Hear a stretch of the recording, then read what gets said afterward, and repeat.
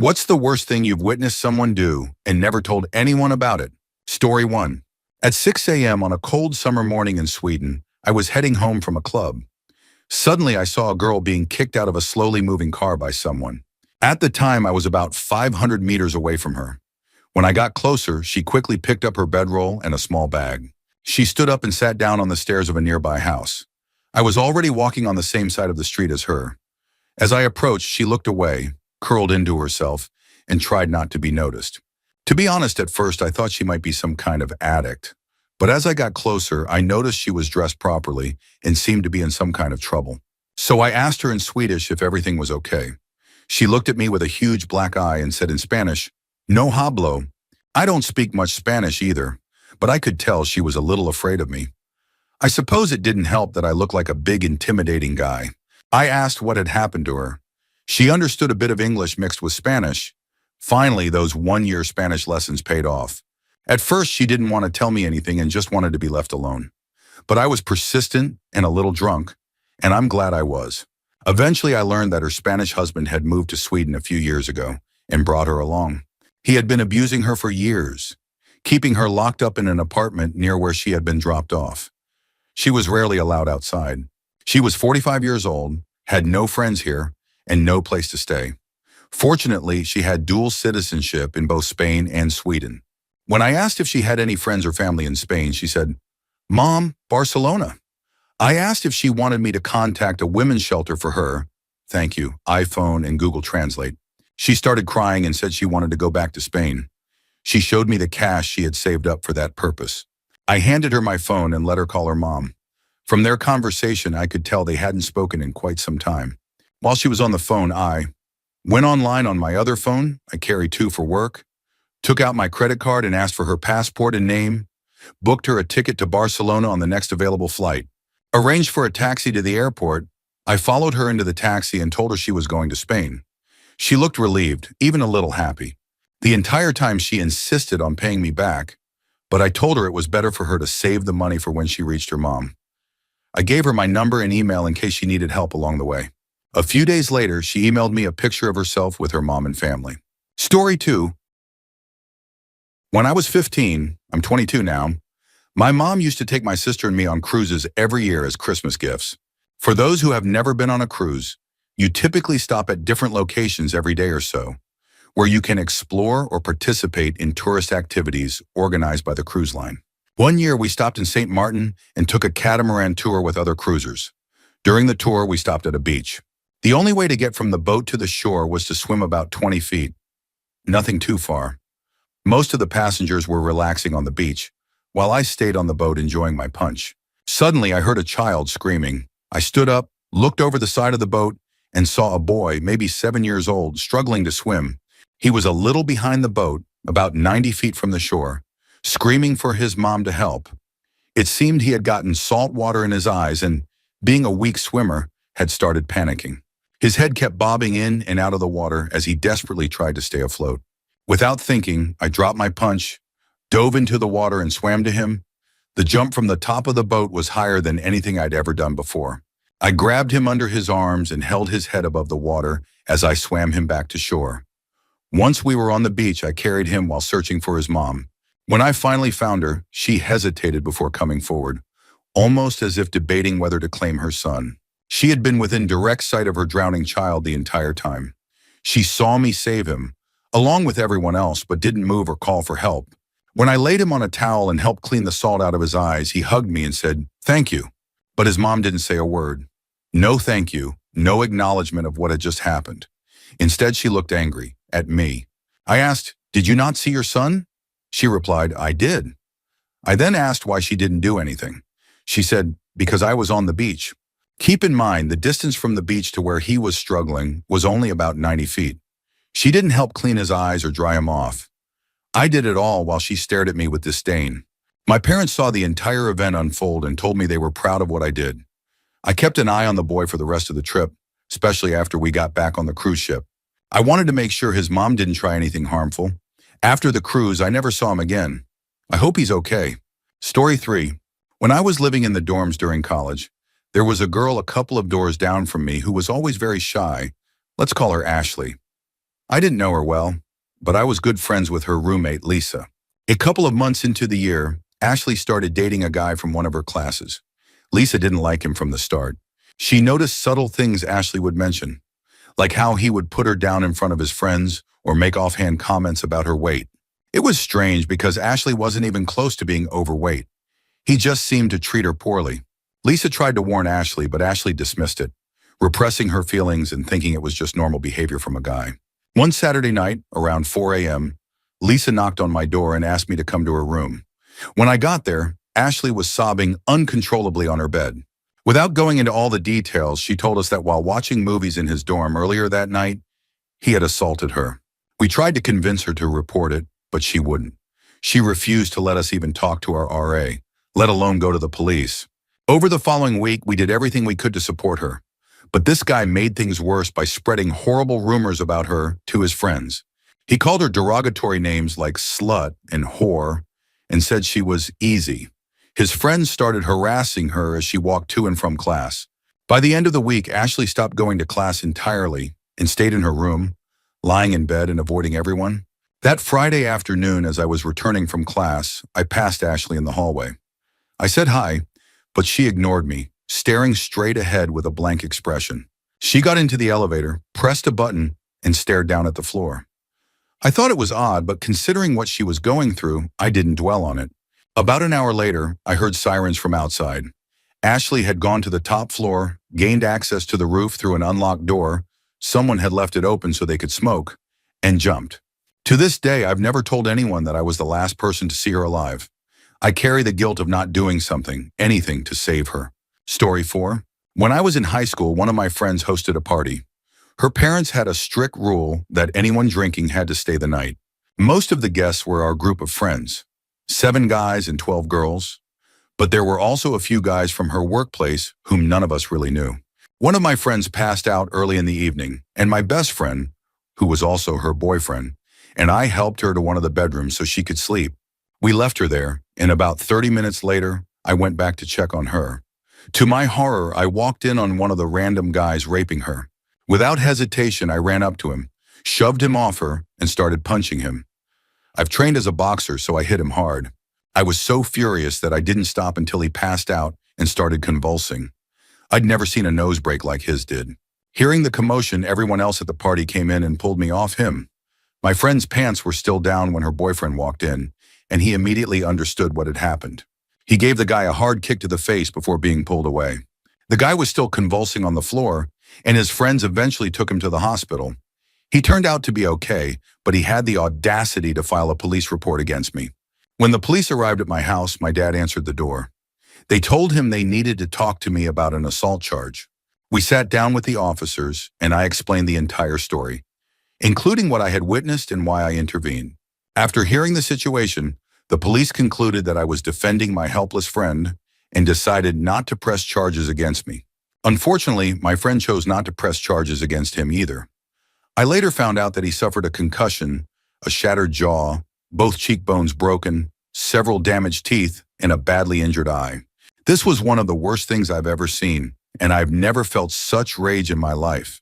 At that moment, I truly wanted to kill him. It's a side of myself I didn't know I could reach. Story 5.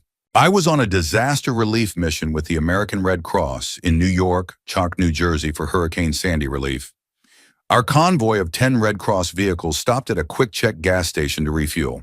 There was a $40 maximum on gas purchases, and while most people accepted the rule, one very large and angry man didn't. The gas station attendant, a young guy, tried to explain the policy, but the customer wasn't having it.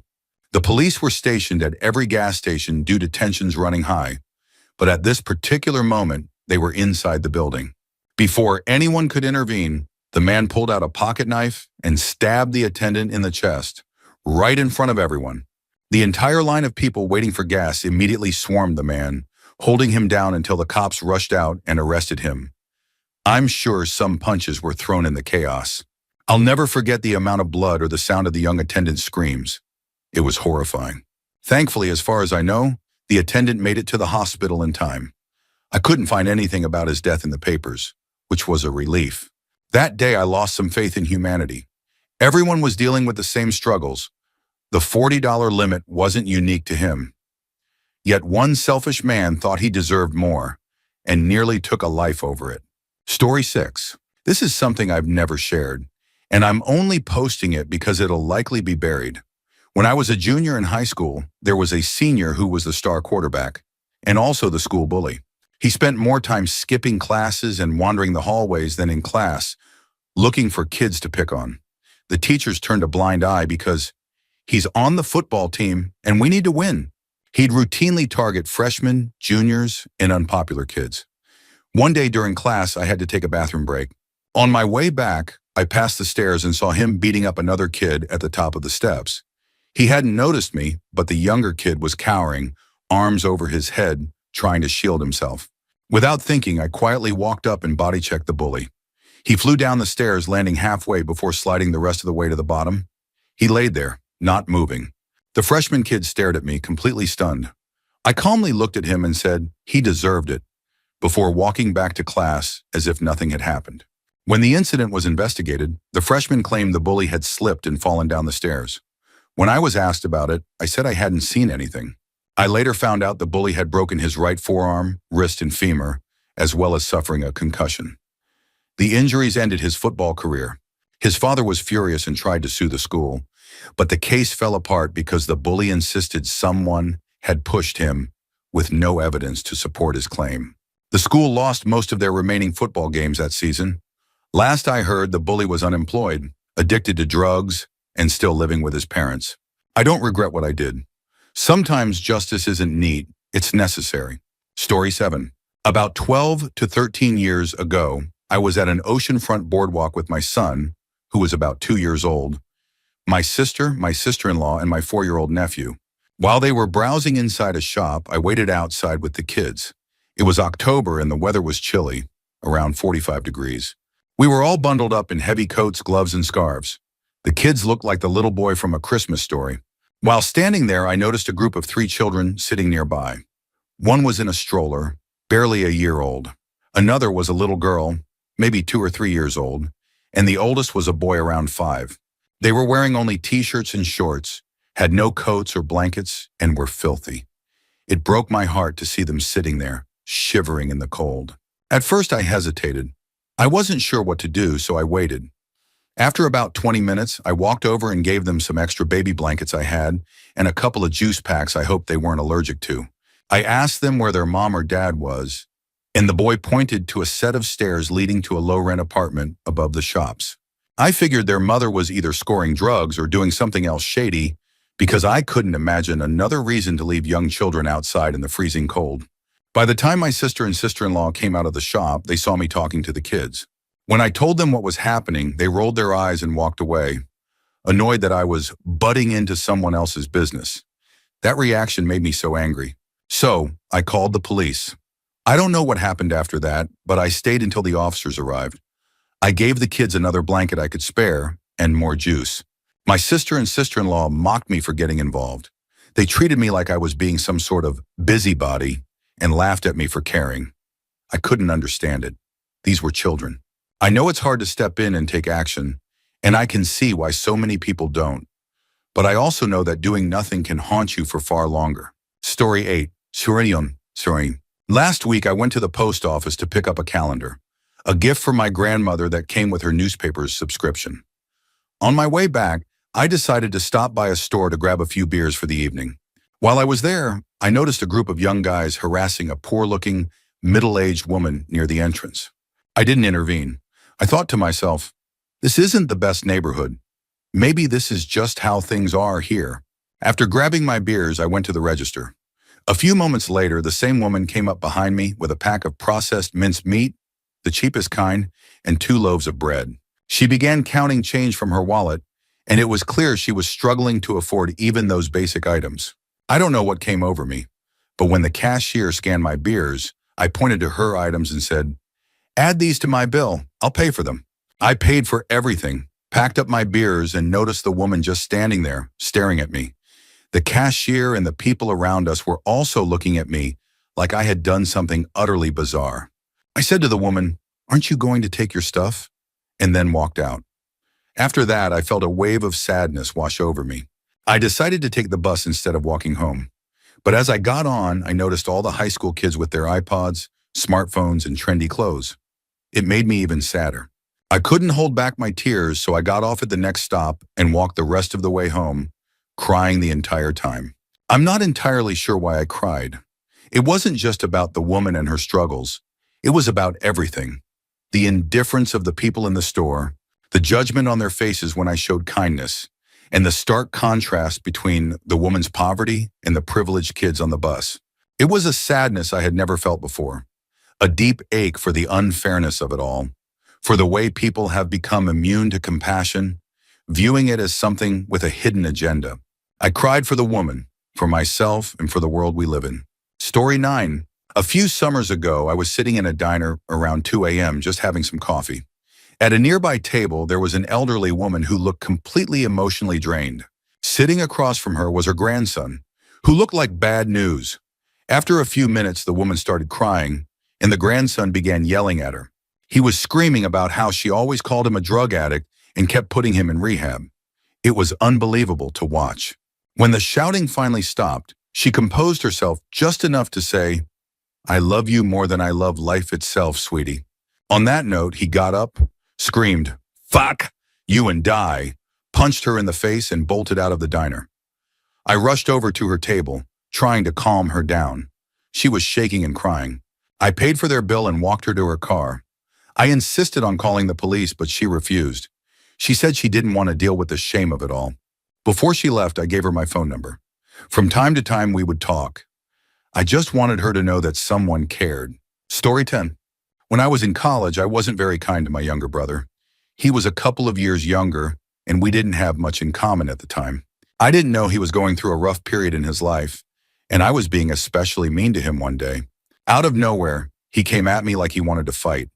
Normally, I'd win our scuffles pretty easily, but this time, we ended up wrestling on the ground. He managed to get me in a chokehold. He won. I tapped his arm, which was always our signal that the fight was over, but this time, he didn't let go. He kept holding on and choked me out. Apparently, after I passed out, he panicked and started trying to resuscitate me. He says he tried everything he could remember from first aid classes and TV. Mouth to mouth, chest compressions, anything. I eventually started breathing again, obviously, and he broke down. He told me he was so angry at me for all the years I'd been a jerk to him that he just lost control. I never told anyone about what happened. Not my parents, not my friends. But things were pretty tense between us for a few years after that. Over time, though, we became much closer than we ever were before. Maybe it's because I fear him now. Kidding. But I've also become much more mindful of how I treat him and others. It's been about 10 years since that happened. While I've moved past it, he still struggles with the memory. Sometimes I try to joke about it. Whoa, don't kill me or anything, to show him that it's okay to laugh about it now. But every time he shuts down and won't talk to me for the rest of the day. I wish he could let it go. I hate that it still weighs on him so much. Story 11. When I was 16, I was walking to the public transport dock after seeing a film in the inner city. It was around midnight and the area wasn't the safest. The dock was under a bridge along the river, and I was heading down the stairs with my headphones in, minding my own business. As I descended, 4 men pushed past me, dragging another guy down with them. One of the men turned to me and threatened, "If you do anything other than walk away, I'll glass you in the face." Terrified, I did as he said and continued toward the dock. From a distance, I watched as the 4 men beat the guy mercilessly. They broke bottles over him, kicked him while he was on the ground, and stole his wallet before running off. The man was left lying motionless, covered in blood and surrounded by shards of broken glass. I didn't have the courage to go over and help him. I told myself that other people must have seen it too, and that someone else would step in or call for help. But the guilt stayed with me. I feel a lot of anger and regret about that night. Over the years, I've been threatened and harassed so many times in the city or on public transport, but I never seemed to do anything. That night was just another reminder of my fear, and it still haunts me. Story 12. During my freshman year of college, I was at a sketchy party house with some friends. There was a guy in a wheelchair who often came to parties. He had long hair and seemed pretty chill. Also at the party was a big stocky guy who had a reputation for being a bully. I'd seen him push people around before, and I didn't like him, but I'd never had a direct run-in with him. At some point, the guy in the wheelchair and the bully got into an argument. When the wheelchair guy called him bro, the bully snapped. He grabbed the guy by the neck and threw him out of his wheelchair and onto the floor. The entire party erupted into chaos. A massive brawl broke out as people started fighting the bully. The two girls I was with ran up to me, and I helped them push through the crowd to get out of the house. Cops had been called, and since most of us were underage, people were scattering like rats from a sinking ship. I sent the girls back to the dorms with a male friend while I stayed back, watching from the edge of the trail that led to campus. It was dark, and I hid in the bushes, waiting to see what would happen. After a few minutes, I heard sirens in the distance. Just as I was about to leave, the bully came sprinting down the trail, completely unaware that I was there. At the last second, I stepped out and threw the punch of a lifetime. A cheap shot, but a justified one. I knocked him out cold, cutting my hand on his teeth in the process. Later, I heard that he was arrested, though I don't know what charges he faced. I never saw him again after that night, and I can't say I'm sorry about it. Story 13. In high school, there was a girl at our lunch table. Let's call her Jay. She was a junior like the rest of us, but it was clear that something was different about her. Jay had special needs and was in special education classes. She often acted in ways that stood out, drawing us pictures in crayon, bringing a baby doll to school, and behaving in ways that seemed more childlike than typical for someone her age. One day, she came to the table, placed her pencil case between my friend and me, and told us very seriously to watch it closely, but do not touch. Then she went to get her lunch. A few moments later, the pencil case started moving. My friend gently opened it, and a large white rat poked its head out. Despite Jay's challenges, most people didn't show her any understanding or compassion, not even the teachers. They would punish her for things that were clearly beyond her control, constantly giving her in-school suspensions or detentions. At our lunch table, a few of us were kind to Jay. We were friends with her brother and also just decent people. But others at the table were cruel. They openly mocked her, teased her to her face, which she never seemed to understand, and treated her terribly. The worst incident happened one day when Jay left her backpack on her chair while she was in the lunch line. One of the meanest girls at our table grabbed the backpack, walked across the lunchroom, and hurled it as hard as she could, sending it flying about 100 feet. I was furious. I stormed across the lunchroom, retrieved Jay's backpack, and confronted the girl. It almost turned into a full-blown fight. I didn't care. I told her off, and after that, the mean half of our table decided to sit elsewhere. Jay didn't seem to understand what had happened or why, but I was glad to see those cruel people leave. Sometimes standing up for someone is the only way to show them they matter, even if they don't fully realize it. Story 14. This story still weighs on me because it was one of my first encounters with homelessness. I grew up in a small town of about 250 people where homelessness wasn't something I ever experienced. Years later, walking in downtown London, Ontario, I encountered it firsthand. I had just started a lucrative new career and was walking with two colleagues. We passed a young woman sitting on the sidewalk. She couldn't have been older than her early 20s. As we walked by, she looked up, caught my eye, and softly asked, "Spare change?" She was strikingly beautiful in a way. Long blonde hair and a kind face. It was clear she was struggling. In that fleeting moment, my mind wondered, why hadn't she resorted to selling her body, as so many in desperate situations are forced to do? Maybe she had chosen not to go down that path. But instead of stopping, I kept walking. My colleague quickly said sorry and continued his sentence, and the other followed suit. I had mere seconds to decide whether to stop, but I didn't. I kept walking. To this day, I vividly remember the look in her eyes, pleading and full of dependency on the mercy of others. I denied her that mercy. Since then, I've encountered countless homeless individuals. Sometimes I give money or buy food. Sometimes I just keep walking. I tell myself the problem is complex, that I can't help everyone, but that girl's face still haunts me. I hate that her face, and the faces of so many others, have become part of a nameless, faceless statistic. That moment reminds me of the coldness and indifference of our society. A society where we often convince ourselves to walk away instead of stopping to help. One day, I fear her eyes will condemn me, not just for my inaction, but for the collective callousness of our entire civilization. Story 15. In high school, I was a total nerd. I was the secretary of my high school robotics team and attended a school dominated by jocks. One day in study hall, Two jock girls sitting behind me started mocking a girl sitting in front of me who was overweight at the time. They called her fatty and even mooed at her. The girl in front of me began to cry, and the jock guys, noticing the commotion, egged them on. I had recently lost 30 pounds, so I could deeply empathize with the girl being bullied. What upset me even more was that our study hall teacher saw the entire thing and didn't say a word. I couldn't sit by and do nothing. I stood up, turned around and said, "I think you two should shut up and mind your own business." The whole group of jocks went silent, stunned. I awkwardly balled my fists, stood taller, and added, "Yes, that's more like it. Be quiet." Then I sat back down. I thought that was the end of it, but one of the jock girls tapped me on the shoulder and threatened to beat me up after school. After study hall, I told my nerd boyfriend, who of course was the president of the robotics team, what had happened. He and a few of the other robotics guys formed a human shield and walked me to my car after school for the rest of the week. That night, one of the jock guys messaged me on AIM. He told me how awesome it was that I had stood up to those girls and admitted it made him realize that he and his friends were jerks.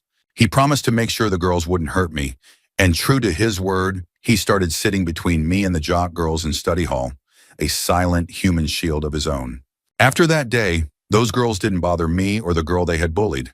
That same jock guy even nominated me for homecoming queen, and I almost won thanks to a nerd uprising.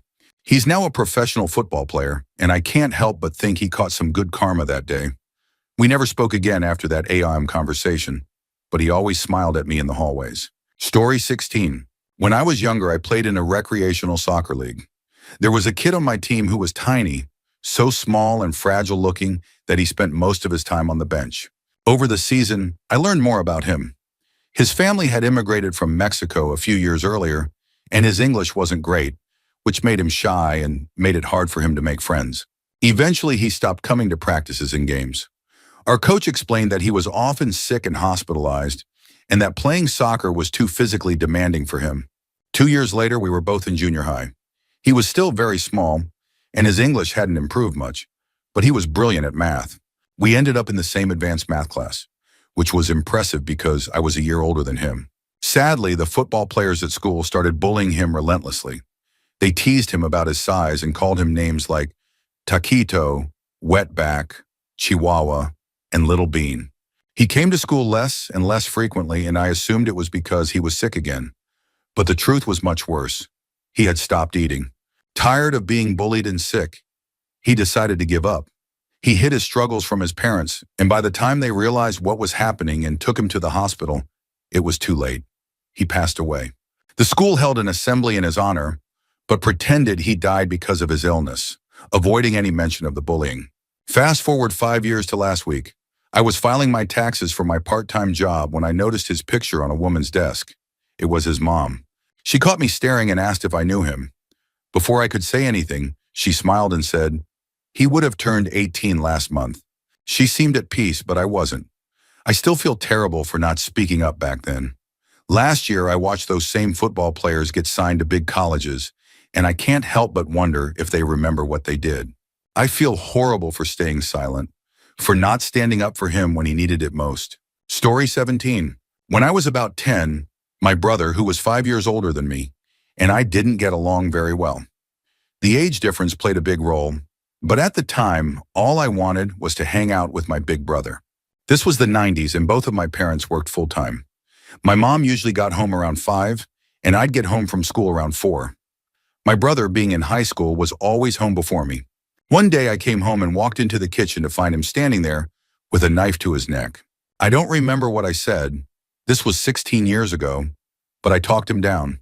That wasn't the only time. I think it happened 2 or 3 times in total.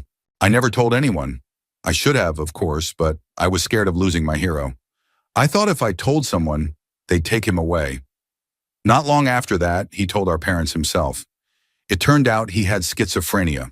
Back then, my brother looked like a model, athletic, handsome, and excelling in school. But the cocktail of medications he needed, combined with depression, changed his eating habits and took him away from sports. Today, he looks completely different, resembling Curly from the Three Stooges more than the big brother I once idolized. If you've never experienced schizophrenia firsthand, it's hard to understand. For my brother and many others like him, It's living with voices that constantly tell him he's worthless and stupid, sometimes in the voices of people he loves. If I could trade places with him, I'd do it in a heartbeat. My brother will probably never be truly independent, but I've accepted that. When our parents are gone, I'm looking forward to living with him again. For the past 15 years, I've been the little big brother, and I'm so grateful he put that knife down. Story 18. This isn't something I've kept a secret exactly, but reading about bullying reminded me of a moment I'm proud of. When I was a senior in high school, I was walking down the hallway when I noticed another senior guy walking in front of me. I was taller and heavier than him by a solid 4 to 5 inches and 20 to 30 pounds. I'd known him since 6th grade, so I recognized him immediately. In front of him was a freshman girl I also knew. She had Down syndrome, and I'd known her and her family for as long as I could remember. Without hesitation, this guy started mocking her. He did the retard sign, crossing his eyes, sticking out his tongue, and making hand gestures to mock her disability. It took me only a few seconds to realize what he was doing. Without thinking, I full-on punched him in the back of the head. The hallway was packed with at least 100 students, so technically, I didn't keep it a secret. The girl didn't seem to notice what was happening, but a lot of people saw the guy hit the ground. As he got up, several students told him how messed up his actions were. Looking back, I'm proud of myself for standing up for her. Sometimes you don't need to say anything to make a statement. Story 19. I was at the airport when I noticed a large family that appeared to be Middle Eastern. They spoke with an accent and had 2 young children with them, maybe around 3 and 7 years old. The kids were running around, playing noisily and unrestrained, which was starting to annoy the people around them. The parents didn't seem to notice or care as they continued chatting amongst themselves. Then out of nowhere, the father snapped. Maybe he felt the weight of the irritated stares from others, or perhaps his patience just wore thin, but his reaction was extreme and harsh. He grabbed the older boy by the arm, yanking him up roughly. It looked painful, and slapped him across the face. Then he dropped the boy into a seat, and the child wailed in pain and confusion. Meanwhile, the mother grabbed the younger boy, yanking him into a seat as well. While she wasn't as violent, it was still more forceful than anyone should be with a 3-year-old. I wanted to say something, but I didn't know what to do. Calling the police felt pointless. They would likely have boarded their flight by the time anyone arrived. I couldn't confront the entire family, which included at least a dozen members who clearly didn't see an issue with the parents' behavior. What really stuck with me was how sudden it all was. The kids had no warning that their behavior was wrong. One moment, their parents were ignoring them entirely, and the next, they were punished violently. That moment has stayed with me over the years. The oldest boy would likely be a teenager by now, and I can't help but wonder how he's doing. I hope he's okay. Story 20. When I was about 8 or 9 years old, I was playing outside at the apartment complex where we lived. A man approached me and asked if he could show me something. He promised that if I let him, he'd give me $1. I was a naive kid and didn't understand what he might mean. I remember asking him what he wanted to show me, genuinely curious, but he wouldn't tell me. That made me uneasy, so I told him I wasn't interested and didn't need any money. Despite that, he handed me the $1 anyway and walked away. At the time, I didn't fully grasp why, but I knew something was wrong. The $1 made me feel uneasy, and I didn't want to spend it. Instead, I put it on the top shelf of my closet, crumpled just as he'd given it to me. It stayed there for weeks, but every time I saw it, I felt creeped out. Eventually, I couldn't take it anymore. About a month later, I burned the $1. Years later, I realized the danger I'd been in. The man likely had sinister intentions. At the very least, he probably wanted to expose himself to me. The thought of what could have happened terrifies me to this day. I've never told anyone about this until now, over 20 years later. Story 21. I'm 19 now, studying chemistry in college, and my best friend Lexa has been in my life since we were 4 years old. She's beautiful, kind, and the girl I've always had a crush on. But she's also my best friend, and I've always just wanted her to be happy. A while back, she started dating a guy at college. I was jealous, but as long as she was happy, I kept my feelings to myself. One day, I decided to surprise her by visiting her dorm in Fairfield, Connecticut, about an hour's drive from my home in North Jersey. When I arrived, I saw her boyfriend leaving her dorm building. He looked flustered and was in a hurry, but we exchanged a quick hi as he passed me. When I reached her room, the door was wide open, even though it was winter and no one was around. Inside, I found her friend lying on the bed, unconscious, with a bump on her head. Lexa had a black eye and a bleeding lip. She looked shocked to see me and hadn't known I was coming. My first instinct was to get help. I ran to the RA, told them to call 911, and asked them to get up to Lexa's room with first aid. Then I told them I needed to grab something from my car. What I really did was go looking for her boyfriend. By sheer luck, I found him smoking a cigarette in the parking lot, a few cars away from mine. I grabbed a tire iron from the back of my car, walked over to him, and smiled as I asked, "You're Lexa's boyfriend, right?" Before he could respond, I sucker punched him in the gut and started hitting him with the tire iron. I couldn't stop. By the time I was done, he had missing teeth, a broken jaw, a disfigured arm, and a gash on the back of his head. I put the tire iron back in my car and returned to Lexa's room. The ambulance arrived, and both Lexa and her friend were taken to the hospital. I drove behind them, and thankfully, they both recovered after a few days. The cops found her boyfriend and took him to a different hospital. Back in New Jersey, Lexa stayed with her family, and her friend's dad came to pick her up. A few days later, I asked Lexa if she had been raped. Thankfully, she said no. A little while after that, I visited Lexa at her house.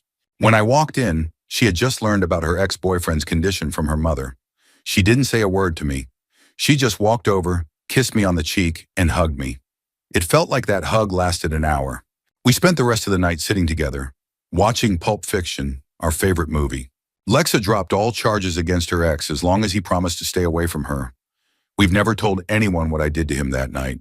Lexa is doing great now, enjoying life and her semester at college. And as for me, I don't regret what I did. I'd do it all over again if it meant keeping her safe. Story 22. One scorching afternoon, I was walking through a parking lot when I noticed a couple standing near a car. The woman was on the phone, visibly upset, while the man was walking away, swearing under his breath. Curious and concerned, I approached to check if everything was okay. That's when I saw it. A little dog lying on the front seat of the car. The dog was breathing heavily, its tiny body rising and falling quickly, but it wasn't moving much otherwise. It turned out the couple had come across the dog squealing in the car a few minutes earlier. The woman had called the police, who directed her to the Humane Society. She was now on the phone with them, and they promised to send someone within 45 minutes. But it was clear the dog didn't have that kind of time. The man returned with a tire iron in hand. He grabbed the phone from his wife and told the Humane Society exactly what he was about to do. Then, without hesitation, he smashed the car window, reached in, and pulled the dog out. His wife rushed the dog to their car, where the air conditioning was blasting, and gave it water. The man didn't stop there. He proceeded to smash out every single window in the car before telling us he was taking the dog to an emergency pet hospital. Then they drove off. About 2 hours later, we returned to the parking lot. The car was still there, but now the owners had returned. Playing dumb, we walked by and asked what had happened.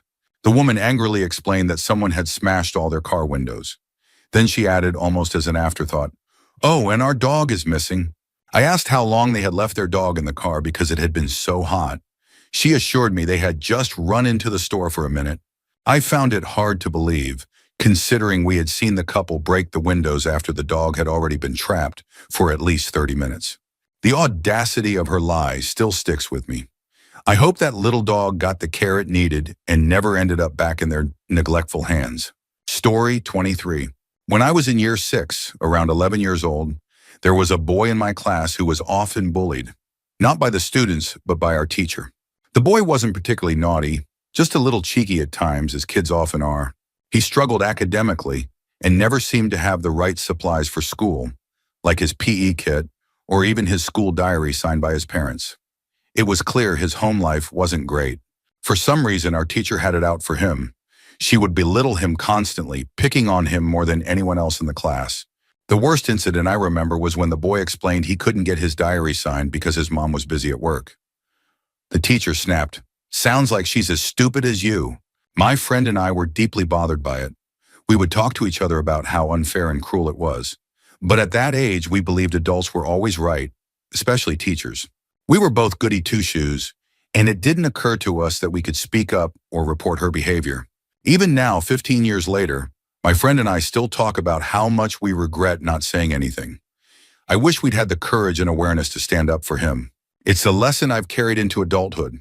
No one should have to endure bullying, especially from someone in a position of power. Story 24. When I was in 6th grade, something happened during PE class that I've never been able to forget. I was being my usual slacker self and wanted to avoid participating in basketball or whatever we were doing that day, so I asked the teacher if I could go to the bathroom. Our school was old, and the locker room didn't have stalls, so if you needed privacy, you had to go down the hall to the restroom. The teacher gave me the okay, so I left the gym and headed toward the bathroom. As soon as I walked in, I immediately noticed something was wrong. There were two sets of feet visible under the partition of one of the stalls, facing away from the toilet. Pants were around ankles, and I could see shadows that looked like thrusting. I also heard a man's voice, though I can't remember what was being said. I froze. My mind raced, and I had no idea what to do. I quietly backed out of the restroom, my heart pounding, and returned to the gym. I stayed near the door, keeping an eye on who came out of the bathroom. A few minutes later, I saw them exit. It was one of the special needs kids from school, accompanied by an older man who looked like he could have been his father. My stomach churned, and I felt like I was going to throw up. The rest of the day was a blur. I couldn't eat lunch and just felt sick. I never told anyone about what I saw, and to this day, I don't know why I didn't speak up. It's something that still haunts me. Story 25. When I was 11, I witnessed my father beat a man unconscious and throw him through a glass window. We were walking downtown in my hometown when we came across a man in his 50s harassing a panhandler. The man was shoving and yelling at the homeless man, trying to pick a fight.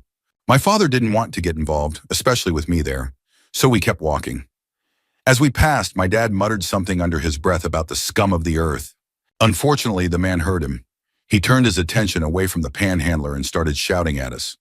My dad ignored him, but the man wasn't letting it go. He followed us, swearing and hurling insults. My dad kept walking, but when the man caught up, he grabbed my dad by the collar. My father calmly batted his hands away and walked faster, clearly trying to avoid a confrontation. That's when the man turned his attention to me. He called me a shed little faggot because I had long hair for a boy. That was the breaking point for my dad. My father stopped, turned around, and hit the man with a single punch that knocked him off his feet. He didn't stop there. He pummeled the man for about 20 seconds, leaving him bloodied and dazed. Then, as if that weren't enough, my dad picked him up and threw him through the glass window of a nearby building. The building was under renovation, and the road construction nearby created a barrier that prevented most people from seeing what had happened. The few who did witness it had already seen the man harassing the homeless person and verbally abusing us. They turned a blind eye to what my father did. Afterward, my dad came over to me, looked me in the eye and said, "Let's not tell your mother about this. It's something I've never forgotten." It was both terrifying and oddly reassuring to see the lengths my dad would go to in order to protect me. But it also left me questioning the consequences of that day. Story 26. When I was 11, something happened that has haunted me ever since. I've never spoken about it to anyone, but it's time to finally share it, even anonymously. I was waiting at the bus station with my mom in our small, quiet town. It wasn't the kind of place where people worried about crime or trouble, so I wandered off for a little walk around the back of the station while we waited for our bus. While walking, I saw a skinny young girl walking down the street. She seemed normal, and I didn't think anything of it at first. Then out of nowhere, a black 4x4 pulled up beside her. Two men got out and forcibly grabbed her. She struggled and fought, but she couldn't escape. She didn't scream. She was silent, but you could see the desperation in her movements. They shoved her into the car and sped off. I froze. I was just a kid myself, and I didn't know what to do. Fear paralyzed me, and I stood there, unable to move or speak. By the time I thought about telling someone, they were already gone. For the next week, I couldn't shake what I had seen. My mom even noticed that I was acting odd, though I never told her why. Then one day at the local shop, I overheard the shopkeeper talking to a customer about a story in the paper, a tragic kidnapping. When I looked at the newspaper, my heart sank. It was an interview with the very girl I had seen being forced into the car. I almost fainted when I realized it. I didn't say anything. I was scared of the drama, of the consequences, of how my family might be dragged into it. I was just a kid, and I selfishly kept quiet. To this day, I don't know what happened to her. I don't know if she escaped or was released. I've tried to block it out, but it remains one of the biggest regrets of my life. I wish I had done something, anything. It's over now, but I'll carry that guilt forever. Story 27. When I was in 4th grade, I witnessed something that still affects me to this day. I watched my mom get beaten by her then boyfriend. It happened one day after she came home from work. He was angry about something. I don't even remember what. At first he got rough, pushing her around. She tried to get away, but he grabbed her and dragged her into the bathroom. I could hear her screaming. I ran to the bathroom door, crying and begging him to stop. I screamed for her, but he didn't care. After what felt like an eternity, he opened the door, looked at me, then went back to beating her with the door wide open. All I could do was stand there crying and pleading with him to stop. Eventually, he left the house. As soon as he was gone, I ran to lock the door behind him. When I returned to the bathroom, my mom was gone. She had snuck out the back door and run to the neighbor's house for safety. He was arrested later, and I didn't see him again until I was about 15 years old. Just looking at him brought back all the anger I had buried. In that moment, I understood what it felt like to want to kill someone. My mom, being the strong woman she is, told me that holding a grudge wasn't the answer. She said we have to let go of the past and hope for a brighter future. Out of respect for her, I never said anything to him. But if I ever saw him again now, I wouldn't hesitate to let him know exactly how I feel. I haven't shared this story with many people. Sometimes I even forget that I was one of those kids who witnessed domestic violence growing up. But it shaped me in ways I can't ignore. I think it's why I'm so guarded with men. I find it hard to trust them or let them in. The thought of my own children ever experiencing something like that terrifies me. It's a fear I carry with me, and one I hope I'll never have to face. Story 28. Back in 2010, I lived in a small, single-bedroom apartment in a gated complex near a bus stop. It was in a decent area on the outskirts of Los Angeles, but right on the border of a high-crime neighborhood. One evening, I was home after work, waiting for my girlfriend to come home so we could go out to dinner. Suddenly, there was loud, aggressive knocking at my door. I assumed it was my annoying neighbor coming to complain about something trivial again, so I opened the door without much thought. Instead, I was met by two men, both around my age and size, who immediately tried to shove the door open. One of them grabbed my shirt and wound up to punch me, but he was behind the other guy, so I instinctively grabbed the closer man's elbow and shoulder, then used a hip thrust kick to knock him back into his friend. Adrenaline hadn't even kicked in yet. I was strangely calm. I slammed the door shut, locked the deadbolt, and ran into my bedroom. That's when the panic set in. I could hear them kicking the door and yelling, "Yo, get this nigga!" Despite all of us being white, though one might have been Hispanic, I grabbed my handgun, a Springfield XD-40, from my nightstand, along with a loaded magazine of hollow point rounds. I chambered around and opened the door, shouting, "Get the F back! Get the F back!" My voice cracked from the effort, and it hurt my throat the next day. At first, they just stared at me, confused. I don't think they fully understood what was happening. The guy I had shoved earlier was still holding onto his friend's shirt like a lifeline. I racked the slide, ejecting an unfired round onto the ground. The sound of the gun cycling seemed to finally snap them out of it. They started retreating, but not as quickly as I would have expected. The guy I had shoved tripped on the stairs and stumbled a few steps, but didn't fall far. I shouted something incoherent about my girlfriend calling the cops. My words came out as a garbled mess, thanks to my adrenaline and dry mouth. For some reason, I even felt like I needed to take a That's how jacked up I was. They finally picked up their pace and still taunting and posturing as they left. I followed them to the security gate, where I saw a third guy, smaller and younger, probably a teenager, standing near a red Honda parked in a neighbor's spot. They all piled into the car, backed into a steel trash can by the bus stop, and sped off. Shaken, I backed away into the gate, unloaded my gun, and stuffed it into my pants. A minute later, my girlfriend arrived.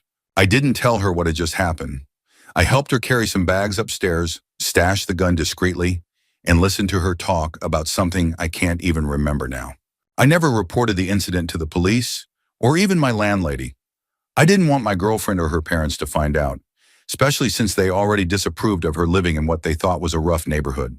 To this day, I wonder why they knocked on my door specifically. It felt random, and I don't know if they had weapons on them or what they really intended. If my girlfriend had come home just a few minutes earlier and opened the door, the situation could have ended much worse. I've never told anyone about that night. Not my friends, not my ex-girlfriend, not the cops. I hope those guys learned a lesson, but I'll never know.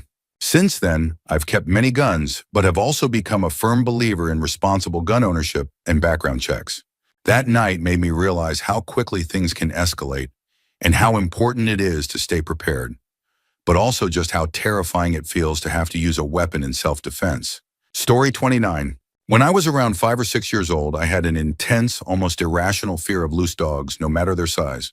For some reason, every dog seemed to sense this and would come running toward me, tail wagging, trying to change my mind about them. One morning, I was walking back from a breakfast restaurant with my dad when we came upon a house on the corner. A family was playing in their yard with a small white dog. Naturally, the dog noticed me and came running toward me, happy and full of energy. Terrified, I panicked, and my dad picked me up to keep me away from the dog. The dog's owners started calling it back, and my dad also told the dog to go home. The little dog wagged its tail at me, as if trying to convince me that it was friendly, but then obediently trotted back toward its family.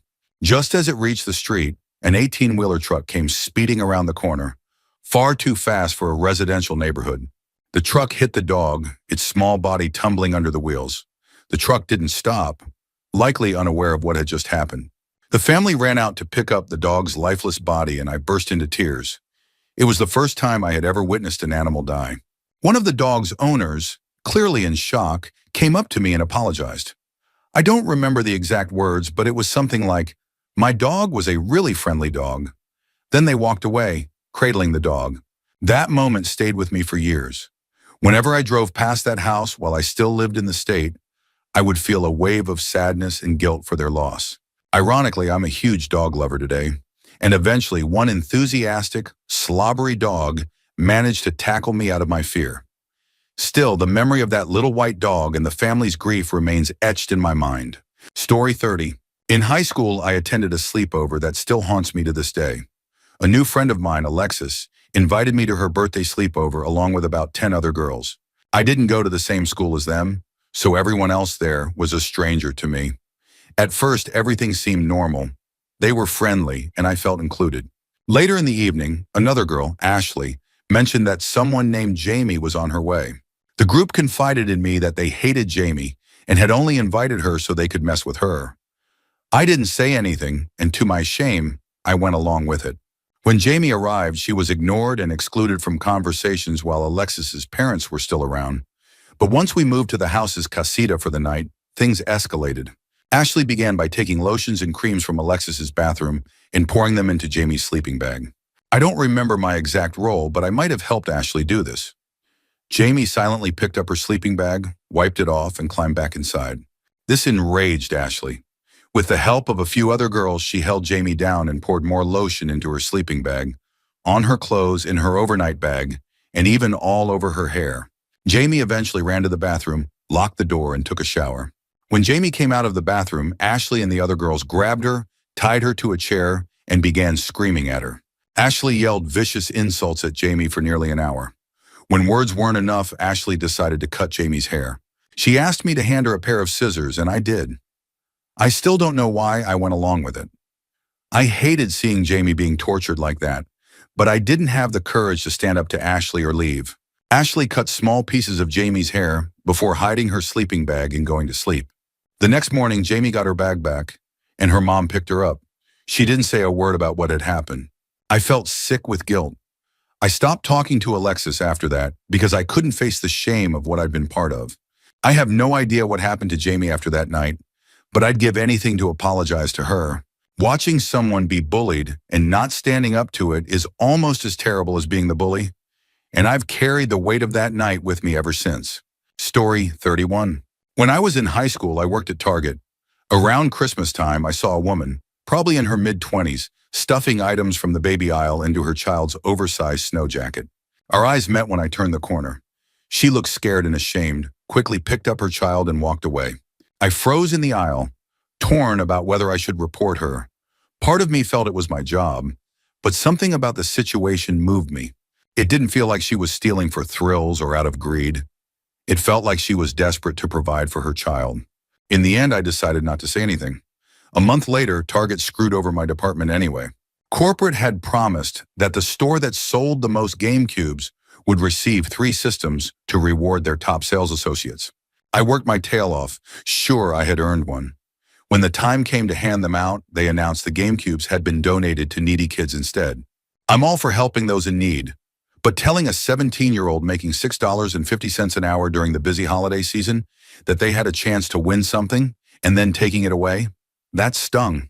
Looking back, I don't regret not reporting the woman. That moment taught me a lot about compassion and the struggles people go through. Story 32.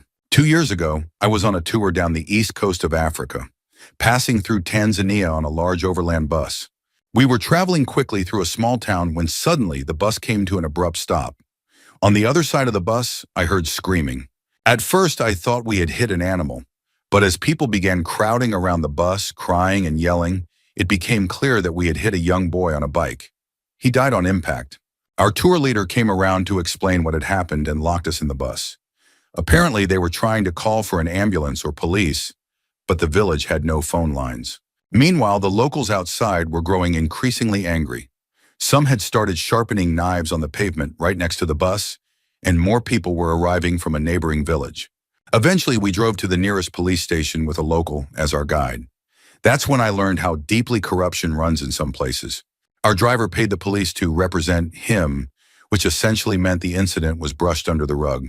He gave a small compensation to the boy's family, avoided any inspection of the bus, and continued the tour as if nothing had happened. It's hard to describe how that moment made me feel. Angry, sad, and helpless all at once. A child lost his life, and justice felt like an afterthought. It's a memory that has stayed with me, a stark reminder of how complex and unfair life can be in some parts of the world. Story 33. When I was about 15, I was biking home late at night from a friend's house. My dad was an alcoholic and didn't care much about what time I came or went, so I was used to being out at odd hours. I was riding through a park when I heard crying mixed with laughter. Curious, I slowed down and decided to check it out. In the dark, I saw three guys holding someone down and laughing. At first, I wasn't sure what was going on. Maybe I was misinterpreting the situation. It could have been something harmless, like a prank or friends messing around. But I couldn't ignore the crying. I called out, "What the hell are you doing?" They looked up at me, startled. That's when I realized these three guys from my school were pinning a girl around our age to the ground and trying to tear her clothes off. One of them yelled at me to F off. Adrenaline kicked in. I grabbed a sturdy tree branch nearby and swung it at the guy who yelled at me, hitting him hard. He went down, and I followed up with a kick to make sure he stayed down. His two friends were ready for me now. One of them pulled out a knife and started waving it around. I wasn't scared, though. I'd grown up around my dad and his shady friends, and I'd seen how they operated. They always used a weapon immediately if they intended to. So when this guy just waved his knife, I figured he wasn't prepared to use it. Fueled by adrenaline and false confidence, I said the first thing that came to mind. "You sure?" It was a weird, confusing line, but it somehow gave me a momentary advantage. Then I felt a sharp blow to the back of my head. The pain was like nothing I'd felt before. I turned confused and saw the girl, the very one I was trying to help, holding the broken neck of a bottle, looking terrified. I still don't know why she hit me. That was all the opening the guys needed. They rushed at me, focusing on wrestling the stick away rather than stabbing or tackling me. I managed to land a few punches, but my head was bleeding badly from the broken bottle and my adrenaline was wearing off. Eventually, they got the stick and I realized I was outmatched. Everyone had a weapon except me, and I was losing strength. I decided to run. They didn't follow me, and I have no idea how the rest of the night played out for them. When I saw them at school a few days later, I braced myself for retaliation. But to my surprise, they acted like nothing had happened. They didn't even seem to hold a grudge. To this day, I wonder what became of that girl and why she reacted the way she did.